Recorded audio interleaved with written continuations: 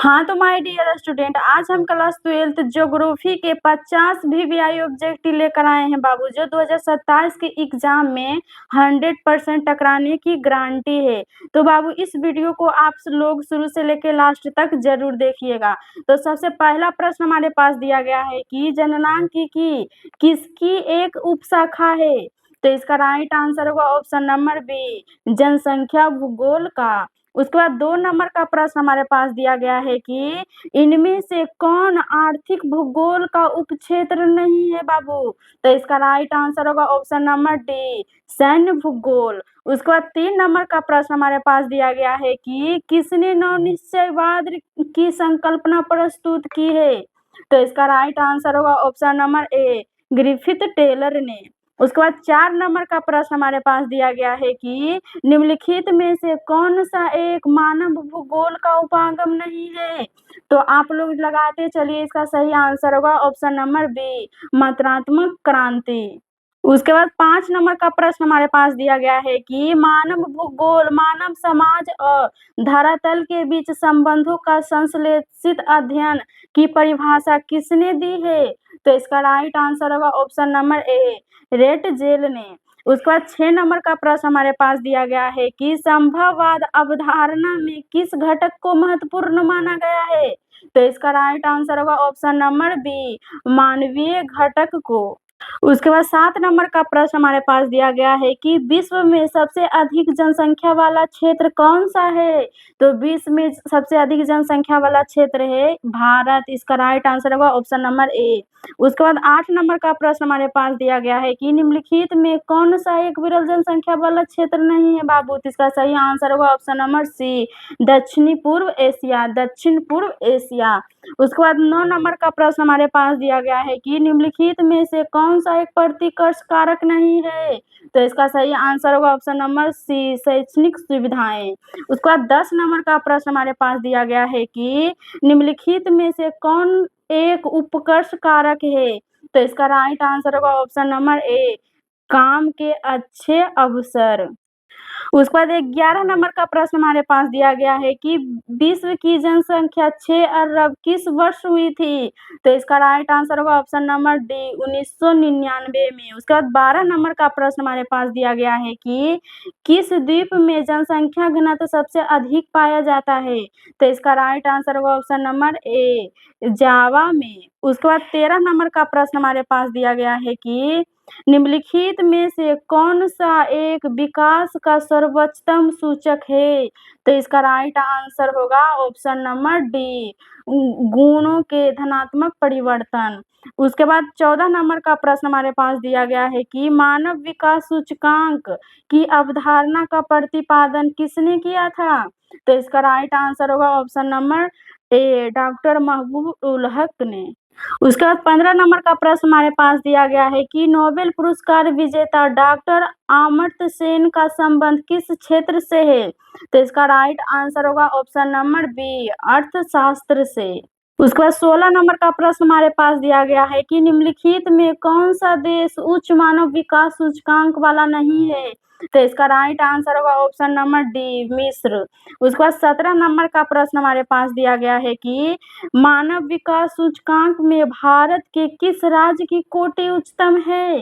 तो इसका right answer होगा ऑप्शन नंबर बी, केरल का। उसके बाद 18 नंबर का प्रश्न हमारे पास दिया गया है कि निम्नलिखित में से कौन सा प्राथमिक क्रियाकलाप है। तो इसका राइट आंसर होगा ऑप्शन नंबर ए, कृषि। उसके बाद 19 नंबर का प्रश्न हमारे पास दिया गया है कि निम्नलिखित में से कौन सी रोपण फसल नहीं है। तो इसका राइट आंसर होगा ऑप्शन नंबर सी, गेहूं। उसके बाद 20 नंबर का प्रश्न हमारे पास दिया गया है कि विस्तृत वाणिज्य अनाज कृषि में क्या विशेषता होती है। तो इसका राइट आंसर होगा ऑप्शन नंबर सी। उसके बाद 21 नंबर का प्रश्न हमारे पास दिया गया है कि रबी फसल किस ऋतु में बोई जाती है। तो इसका राइट आंसर होगा ऑप्शन नंबर ए, शीत ऋतु में। उसके बाद 22 नंबर का प्रश्न हमारे पास दिया गया है कि निम्नलिखित में से कौन सी खाद्य फसल है। तो इसका राइट आंसर होगा ऑप्शन नंबर सी, मक्का। उसके बाद 23 नंबर का प्रश्न हमारे पास दिया गया है कि चाय का सबसे बड़ा उत्पादन कौन सा देश है। तो इसका राइट आंसर होगा ऑप्शन नंबर बी चीन। उसके बाद 24 नंबर का प्रश्न हमारे पास दिया गया है कि सहकारी कृषि सबसे अधिक सफल किस देश में रही है?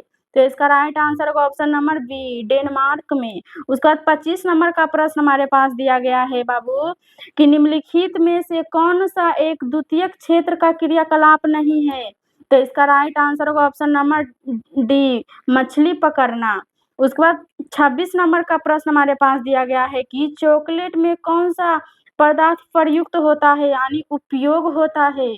तो इसका सही आंसर होगा ऑप्शन नंबर बी कोको। उसके बाद 27 नंबर का प्रश्न हमारे पास दिया गया है कि निम्नलिखित में से कौन सा एक द्वितीयक क्रियाकलाप नहीं है? तो इसका राइट आंसर होगा ऑप्शन नंबर सी व्यापार। उसके बाद 28 नंबर का प्रश्न हमारे पास दिया गया है कि निम्नलिखित में से कौन सी गतिविधि पंचम क्रियाकलाप से संबंधित है? तो इसका राइट आंसर होगा ऑप्शन नंबर ए स्वर्ण कॉलर। उसके बाद 29 नंबर का प्रश्न हमारे पास दिया गया है कि विश्व का सबसे बड़ा द्वितीयक क्रियाकलाप कौन सा है? तो इसका राइट आंसर होगा ऑप्शन नंबर डी शिक्षण। उसके बाद 30 नंबर का प्रश्न हमारे पास दिया गया है कि बिग इंच पाइपलाइन के द्वारा किसका परिवहन किया जाता था? तो इसका राइट आंसर होगा ऑप्शन नंबर सी पेट्रोलियम का। उसके बाद 31 नंबर का प्रश्न हमारे पास दिया गया है कि ट्रांस साइबेरियन रेल मार्ग किस देश में स्थित है? तो इसका राइट आंसर होगा ऑप्शन नंबर ए रूस में। उसके बाद 32 नंबर का प्रश्न हमारे पास दिया गया है कि किस देश में रेल मार्ग के जल का संघनत्व घनत्व पाया जाता है? तो इसका राइट आंसर होगा ऑप्शन नंबर बी संयुक्त राज्य अमेरिका में। उसके बाद 33 नंबर का प्रश्न हमारे पास दिया गया है कि स्वेज नहर किन दो नगरों को जोड़ती है? तो इसका राइट आंसर होगा ऑप्शन नंबर ए भूमध्य सागर को लाल सागर से। उसके बाद 34 नंबर का प्रश्न हमारे पास दिया गया है कि पनामा नहर किन दो महासागरों को जोड़ती है? तो इसका राइट आंसर होगा ऑप्शन नंबर ए प्रशांत महासागर को अटलांटिक महासागर से। उसके बाद 35 नंबर का प्रश्न हमारे पास दिया गया है कि विश्व का सबसे व्यस्तम समुद्री मार्ग कौन सा है? तो इसका राइट आंसर होगा ऑप्शन नंबर ए उत्तरी अटलांटिक समुद्री मार्ग। उसके बाद 36 नंबर का प्रश्न हमारे पास दिया गया है कि ओपेक का मुख्यालय कहाँ स्थित है? तो इसका राइट आंसर होगा ऑप्शन नंबर ए वियना में। उसके बाद 37 नंबर का प्रश्न हमारे पास दिया गया है कि निम्नलिखित में से कौन सा एक स्थल वृद्ध पोताश्रय है? इसका राइट आंसर होगा ऑप्शन नंबर ए विशाखापत्तनम। उसके बाद 38 नंबर का प्रश्न हमारे पास दिया गया है कि विश्व व्यापार संगठन WTO का मुख्यालय कहाँ स्थित है? तो इसका राइट आंसर होगा ऑप्शन नंबर बी जिनेवा में। उसके बाद 39 नंबर का प्रश्न हमारे पास दिया गया है कि धारावी मलिन बस्ती किस शहर में स्थित है? तो इसका राइट आंसर होगा ऑप्शन नंबर बी मुंबई में। उसके बाद 40 नंबर का प्रश्न हमारे पास दिया गया है कि निम्नलिखित में से कौन सा एक मध्यकालीन नगर है? तो इसका राइट आंसर होगा ऑप्शन नंबर ए आगरा। उसके बाद 41 नंबर का प्रश्न हमारे पास दिया गया है कि 2011 के जनगणना के अनुसार भारतीय की नागरिक जनसंख्या का प्रतिशत कितना था? तो इसका राइट आंसर होगा ऑप्शन नंबर ए 31.16%। उसके बाद 42 नंबर का प्रश्न हमारे पास दिया गया है कि उदयपुर नगर किस राज्य में स्थित है? तो इसका राइट आंसर होगा ऑप्शन नंबर ए राजस्थान में। उसके बाद 43 नंबर का प्रश्न हमारे पास दिया गया है कि भारत के स्थानांतरित कृषि को उत्तर पूर्वी राज्य में क्या कहा जाता है? यानी उत्तर पूर्वी राज्य में क्या कहा जाता है? तो इसका राइट आंसर होगा ऑप्शन नंबर ए झूम की खेती। उसके बाद 44 नंबर का प्रश्न हमारे पास दिया गया है कि भारत में खरीफ फसल की अवधि क्या है? तो इसका राइट आंसर होगा ऑप्शन नंबर ए जून से सितंबर। उसके बाद 45 नंबर का प्रश्न हमारे पास दिया गया है कि निम्नलिखित में से कौन सी भारत में भू उपयोग श्रेणी नहीं है? तो इसका राइट आंसर होगा ऑप्शन नंबर सी सीमांत भूमि। उसके बाद 46 नंबर का प्रश्न हमारे पास दिया गया है कि निम्नलिखित में से किस नदी का जल उपयोगिता सबसे अधिक है? तो इसका राइट आंसर होगा ऑप्शन नंबर बी गंगा नदी के। उसके बाद 47 नंबर का प्रश्न हमारे पास दिया गया है कि अंकलेश्वर तेल क्षेत्र किस राज्य में स्थित है? तो इसका राइट आंसर होगा ऑप्शन नंबर बी, गुजरात में। उसके बाद 48 नंबर का प्रश्न हमारे पास दिया गया है कि बोकारो लौह इस्पात केंद्र किस राज्य में स्थित है? तो इसका राइट आंसर होगा ऑप्शन नंबर ए, झारखंड में। उसके बाद 49 नंबर का प्रश्न हमारे पास दिया गया है कि भारत में वायु परिवहन की शुरुआत किस वर्ष हुई थी? तो इसका राइट आंसर होगा 1911 में, ऑप्शन नंबर ए। उसके बाद 50 नंबर का प्रश्न और सबसे लास्ट प्रश्न हमारे पास दिया गया है कि उत्तर दक्षिण गलियारा किसे जोड़ता है? तो इसका राइट आंसर होगा ऑप्शन नंबर ए, श्रीनगर को कन्याकुमारी से।